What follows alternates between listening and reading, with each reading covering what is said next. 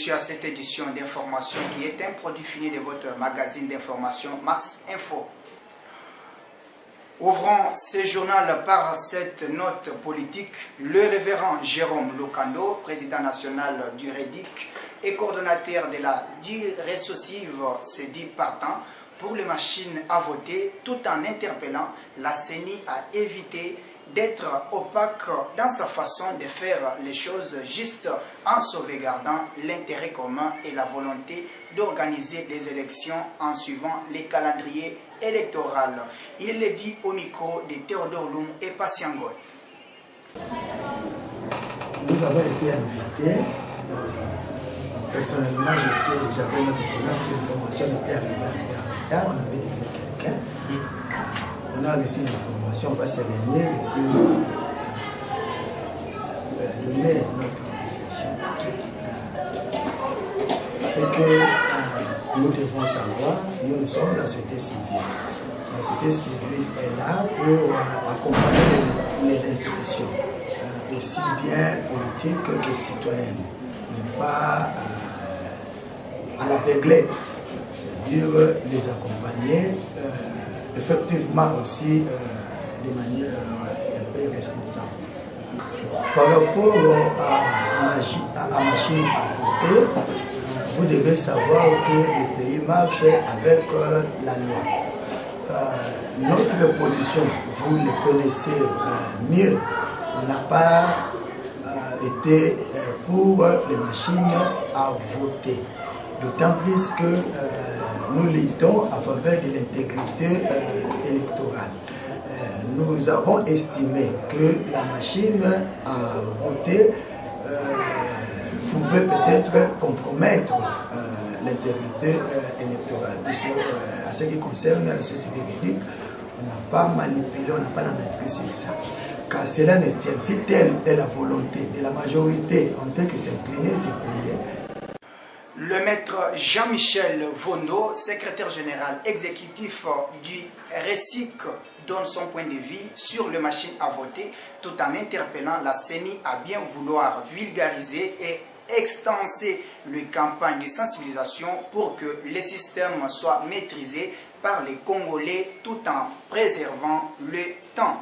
Il est au micro de Raphaël Kaimé. C'est bien inviter les organisations pour voir. Bon, pour nous, moi personnellement, ce n'est pas la première fois parce que j'ai eu déjà l'occasion de les voir dans d'autres cadres. Et on a organisé aussi une formation bridge à l'intention des agents de la CENI, à laquelle on a fait la démonstration de cette machine-là, parce que j'étais comme formateur. Bon, écoutez, la machine c'est bon, mais nous, notre crainte, c'est de créer, comme nous disons toujours, de créer un problème que de résoudre le problème que nous voulons résoudre effectivement. Aujourd'hui, avec les niveaux de technologie de la République démocratique du Congo, nous on s'est posé déjà des questions à son temps s'il était vraiment important d'entrer brusquement dans cette mutation. Et bien sûr, il y a des avantages qu'on a présentés, mais le plus grand problème, c'est que les élections, le vote se passe en un seul jour. Et, comme on dit, le Congo, c'est tout un continent. Pour nous, si effectivement la CENI veut que l'opération se déroule calmement, il doit être conséquent d'abord d'en multiplier le nombre de cette machine pour qu'au moins la population commence déjà à s'habituer à cela. La population, que les organisations de la société civile qui travaillent effectivement sur le terrain, qui ne sont pas des organisations qui vont seulement au bureau de la CENI pour leur dire qu'ils travaillent effectivement sur le terrain. Non, on doit le voir sur le terrain. Fasse un effort pour enfin que la plus grande majorité de l'électeurs puisse toucher à cette machine, puisse s'exercer à cela. Comme c'est déjà une notion qui est déjà levée, ils sont déjà déterminés à y aller toujours avec cette machine. Voyant l'attitude malsaine et le comportement impropre qu'affiche Roger Lumbala, le collège des dignitaires et notables du Kasaï désavoue Lumbala Roger et soutient le président de la République et son gouvernement. C'est son président Sam Bakasende qui l'affirme au micro de Théodore Lumbu. Pendant que le Congo a un problème et que le problème à qui nous sommes en train de nous battre doivent trouver solution, qu'il y ait les individus qui sont là uniquement pour troubler l'ordre public. Conformément à mes pairs, une décision tombe désormais. Vous le savez tous que l'espace kassaïen est en train de pleurer et continue à pleurer messieurs Étienne Tshisekedi Mulumba, auquel toutes les filles et fils du Kasaï demeurent inquiets pendant que son corps n'est pas encore rapatrié dans le pays de ses ancêtres pour être enterré dignement. Et pendant ce temps que nous allons assister à un scénario de certains individus, je cite, Monsieur Roger Lumbala, qui s'est distingué d'une réputation qui salue l'image de l'espace kassaïen et qui s'est pointé à déstabiliser l'ordre public. À cet effet, les collèges dignitaires et notables du Kasaï refusent avec et condamnent l'acte que ce dernier est en train de poser qui déstabilise la morale de filles du Kasaï. Vous le savez qu'un rebelle n'a jamais donné une autre semence que celle de la rébellion. Doulimonto Loulou interpelle la classe politique à bien vouloir nous amener aux élections le 23 décembre 2018, comme prévu par le fameux calendrier électoral. Suivez son propos recueilli pour vous par David Binga et Emmanuel Kwedi. Qu'on puisse prendre des dispositions, nous devons prendre des dispositions qu'il n'y ait plus de morts. Parce que nous, c'est comme nous avons toujours dit, les élections, c'est comme la fête. Donc nous devons faire des élections et après les élections, nous devons fêter. Je donne l'exemple des Libériens. Vous avez vu qu'ils ont fêté. Donc c'est ce que nous demandons. Aussi faire la marche, c'est une façon de s'exprimer. Et vous devez comprendre que faire la marche et aussi organiser des élections, ce sont les droits constitutionnels. C'est-à-dire notre constitution reconnaît qu'on peut faire la marche ou soit qu'on doit organiser des élections.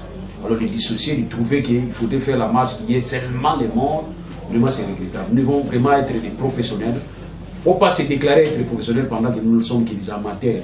C'est ce que nous devons éviter. Donc cette police doit être là pour protéger. Nous voyons l'exemple de nos amis anglais qui font la marche le même jour, c'est-à-dire des catholiques et des protestants. Il y a des dispositions prises par la police pour sécuriser tout le monde. Alors nous, ici chez nous, faire la marche chaque fois qu'il y a des morts, en tout cas, c'est vraiment un manque de professionnalisme. Là, je le confirme. Bon, lancer un message aux Kinois, aux Congolais, c'est comme si je vais répondre à tous leurs problèmes. Les Congolais demandent une chose, nous devons leur donner. C'est comme Moiseko a dit, que veut le peuple? Nous devons répondre à cette question. Sinon, je n'ai pas un message à lancer aux Congolais.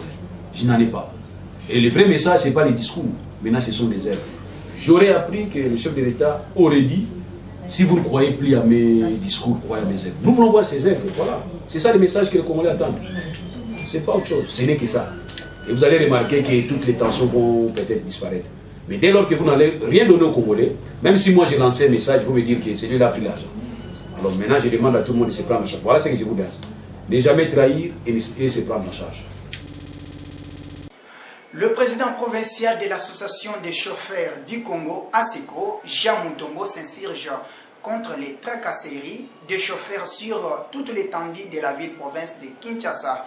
Il a tout de même invité les autorités policières de la ville de s'imprégner de la situation afin d'arrêter cette hémorragie. Suivez les images d'Emmanuel Kwedi et David Binga. Et il est vrai, à travers toute la ville de Kinshasa, il y a la tracasserie vraiment à outrance. On ne sait pas, on a toujours l'habitude de se poser des questions. Qui peut interpeller les conducteurs?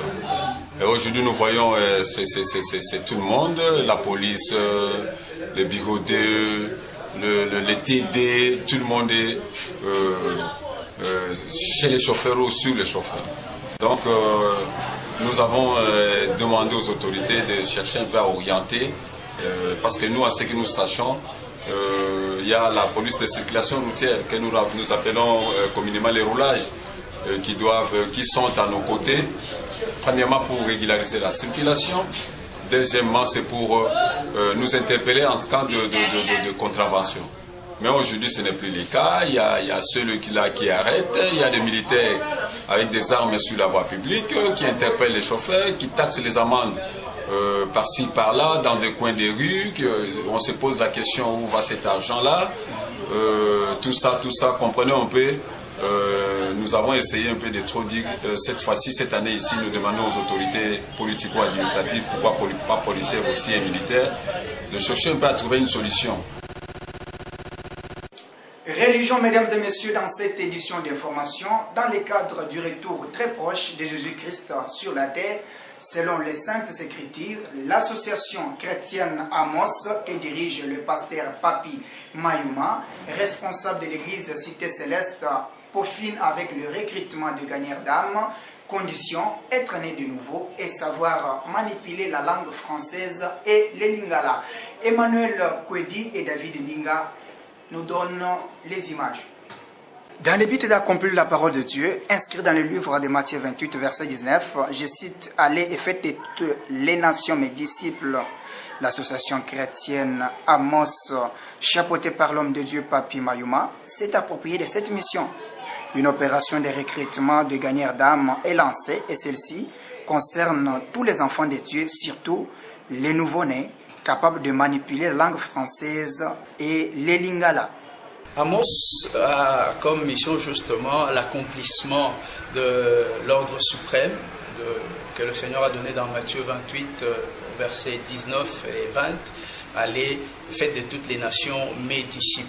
Alors, on a constaté que c'est vrai, tout le monde aujourd'hui parle de la seconde venue du Seigneur, c'est important, mais il y a encore beaucoup de gens qui ne connaissent pas la première venue du Seigneur.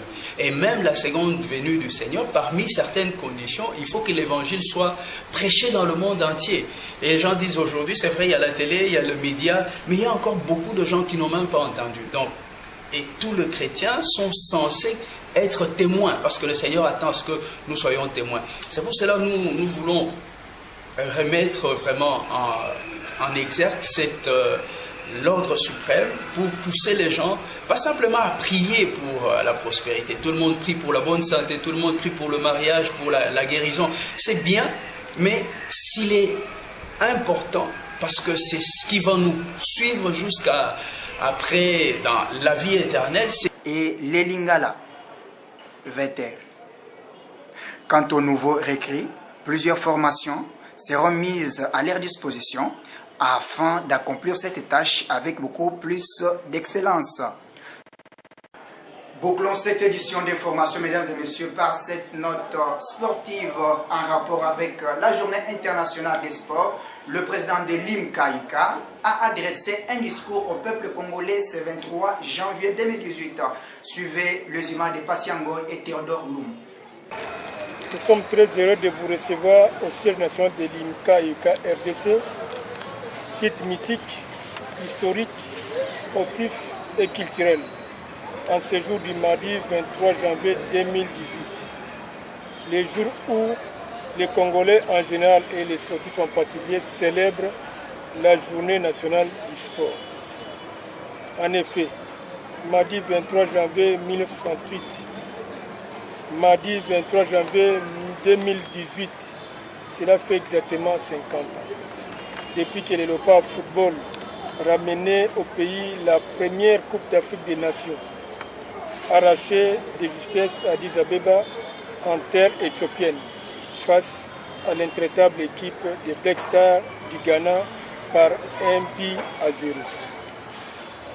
Le retour triomphal séjour au pays de ces vaillants ambassadeurs, fidéquetés par le général Joseph Désiré Mobutu, président de la République démocratique du Congo d'alors, journée nationale du sport, non seulement pour le football, mais pour toutes les disciplines sportives pratiquées dans notre pays.